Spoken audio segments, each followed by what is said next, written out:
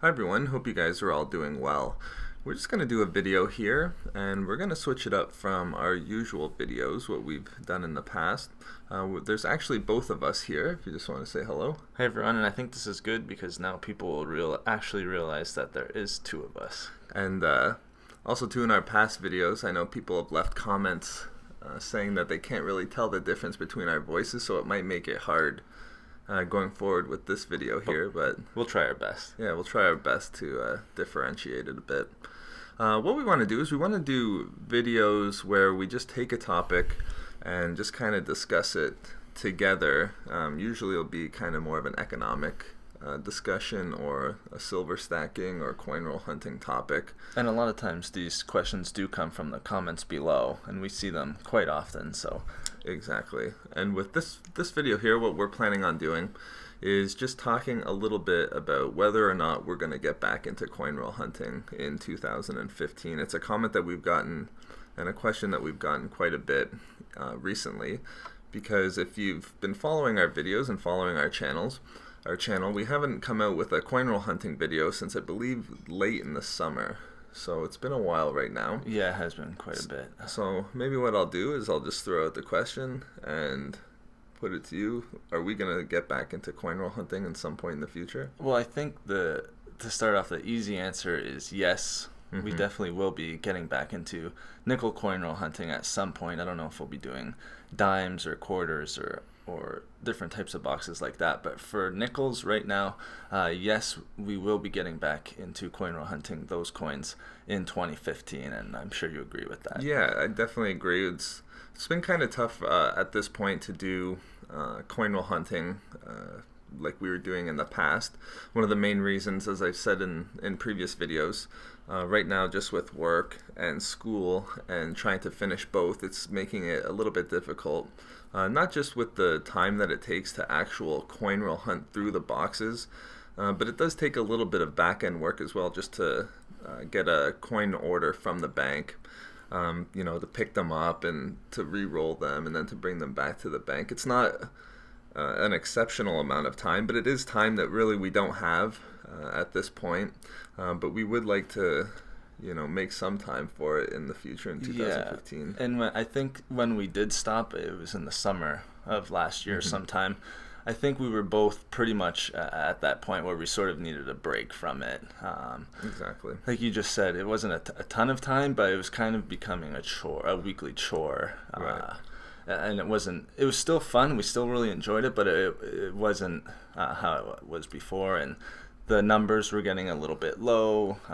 That was sort of, I don't know if it was frustrating us a little bit, but we were definitely noticing it week by week. Well, and what we were doing too, we kind of noticed in the middle of last year, we had our 100-ounce silver goal that we were trying to accomplish. Right, yeah. So we really needed to focus all of our efforts and any type of money, because we were really struggling at that point. We weren't sure if we were going to do 100 ounces in 2014, and we were kind of at the point too where we had our 100-pound goal for nickel bullion. We pretty much knew at that point that we weren't going to reach the 100 pounds for coin roll hunting nickel bullion, but if we focused a little bit more and put all of our money towards the silver, we were going to end up at least being successful with our silver goal. So we needed to step away for those reasons as well, as you just mentioned. But just a couple of reasons too. We won't keep this video too long, but we'll just talk a little bit about why we do want to get into coin roll hunting, particularly the Canadian nickels and the 99.9% nickel nickels. First reason is just to diversify a little bit.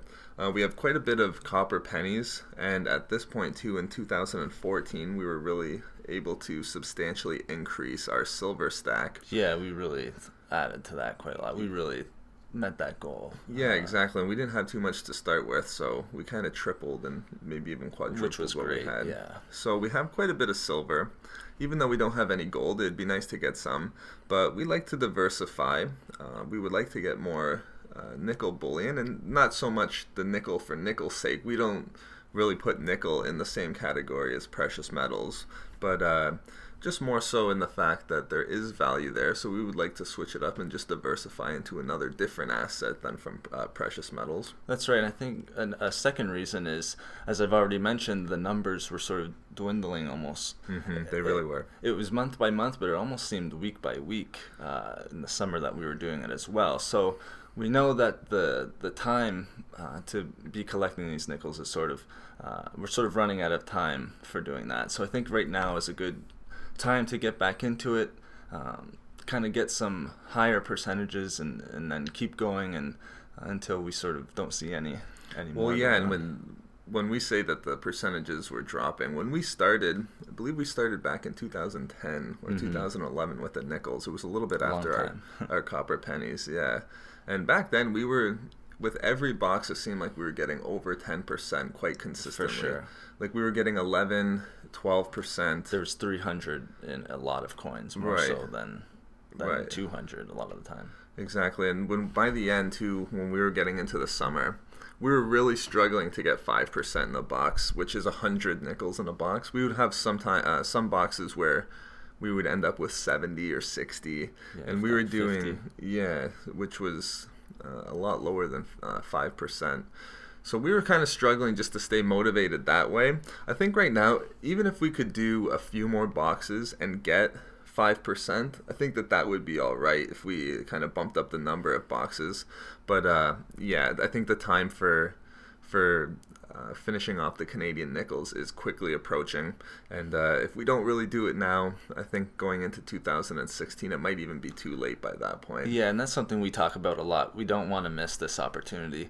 We look back and see what happened with the penny, right? And kind of kick ourselves over not doing it to a greater extent than what we were doing. So we're always going to keep that in mind as well, and we don't want time to run out on us for the nickels as well. Right, and then just another reason too, especially where we're at with our silver right now, the nickel bullion, they do keep their value pretty well. And not only do they keep their value, but just with their metal content, again, they are going on places like eBay and other coin roll hunting forums. Not that you can use eBay as a gauge perfectly in every instance for what you could get. Again, it just kind of gives you a starting point. But we see that they are keeping their value, and there is a substantial market that is growing, not just for nickel bullion, but for copper pennies.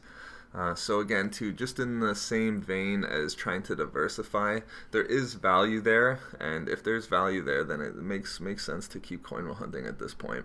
For sure. And just one more, maybe last reason that we'll talk about into why we're, going to set the goal to get back into coin roll hunting in 2015 is just basically the fact that right now where we are and coming off our goal in 2014, purchasing silver is getting particularly tough for us right now. Yeah, we really put a lot of resources into it last year in 2014 to make that 100 ounce goal. Exactly, and I was just replying to comments on our channel, and everyone was really motivated and inspired, and 2014 was great, but it really did, to be honest, it took a lot of resources for us to reach it. But not only that, and I think I'm going to do a video, or maybe we can do another one of these and talk about it in the future. But just right now, what you're gonna say. Yeah, right now, just with the Canadian dollar and what's happening with the Bank of Canada and interest rates, the Canadian dollar is really getting crushed in relation to the American dollar, which unfortunately for Canadians is making silver more pricey, is increasing the price and what it costs in Canadian dollars. Yeah, well, we'll see the silver price is about 18, I think, right now, and we'll be checking the price online and certain coins, and we'll be seeing $26, $27. Right, and again, to purchase it right now. I just looked at where we usually buy our silver online, and I saw, for example, a 2015 Chinese Panda go for 31 or 32, and I remember when silver was back at $22, you could buy it 2014 or 2013, I forget which year it was, but you could buy it cheaper than what you could buy it now at a silver price of 22. So right now, I think if we were to set the same 100 ounce goal in 2015, we wouldn't be successful. It's very tough. It's going to take a lot more money. So right now, I think we should just take a step back and kind of focus on what we were doing back in 2011 and 2012. Try to make some step that's going to help us towards our future, and try to find an asset that's good in the current inflationary fiscal and monetary environment that we find ourselves. That's right, and we still very much enjoy it. It's something we're going to be looking forward to, I think, going on, and that's every week by week in 2015. Exactly, and that's a major point too. We still find it fun, so it's still a fun hobby for us. I know, for me at least, if I didn't, I wouldn't be doing it. Right, exactly. So if it wasn't fun, we wouldn't do it. And going forward, we would definitely want to get back into coin roll hunting. I know I'm kind of getting restless into getting it. I wouldn't mind jumping into a couple of boxes at this point even. For sure. All right, so I think we'll stop it there. I see that we're already over the 10-minute mark on this video. Let us know in the comments section below if you liked what we did here. We kind of switched it up a little bit with the two of us. Just kind of taking a topic and exploring it more. I would love to do this more in the future, talking about economic and maybe a little bit more specific into different types of silver coins or into silver stacking in general, and just kind of looking at the economics behind it. I think that would be good if we could discuss it. But let us know in the comment section if you enjoyed it. And also, too, just let us know what your opinions are on the topic of coin roll hunting, if you think that we should get back into it, or how your coin roll hunting is going. I know sometimes people might say, well, maybe you should just put that money into silver. I would love to hear those thoughts as well. But thank you very much for listening and watching this video here, guys. If you could like, comment, and subscribe, we'd greatly appreciate it. But that's it for now. I'll see you guys next time. Thanks for listening, guys.